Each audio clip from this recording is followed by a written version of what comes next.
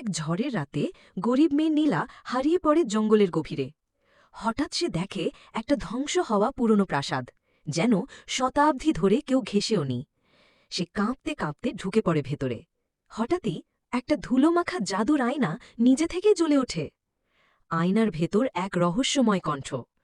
নীলা, তুমি হারানো রাজকুমারী, তোমার রাজ্য এখন অন্ধকারে। আয়না তাকে ৩টি ভয়ঙ্কর কাজের চ্যালেঞ্জ দেয়। ১. আগুনে পোড়া পাহাড়ে গিয়ে জল বের করতে হবে। ২. নদীর তলদেশে থাকা সোনার পাথর খুঁজতে হবে এক নিশাচর শাপলা বনে। আর শেষ কাজ, রাক্ষসের চোখে চোট রেখে বলতে হবে, আমি ভয় পাই না, কারণ আমি সত্যের পাশে। নীলা শুরু করে তার যাত্রা। আগুনের মাঝে সে জল বের করে নিজের চোখের জল দিয়ে। নদীর নিচে সোনার পাথর তুলে আনে তার বিশ্বাস দিয়ে। রাক্ষসের সামনে দাঁড়িয়ে বলে, আমি ভয় পাই না, কারণ আমি সত্যের পাশে। এক ঝলকে চারপাশ পাল্টে যায় এবং ধ্বংস হওয়া প্রাসাদ আবার রাজপ্রাসাদের রূপ নেয়। নীলা উঠে দাঁড়ায় রাজার সিংহাসনে। রাজকুমারী হওয়ার জন্য রাজ্য নয়, সাহস লাগে।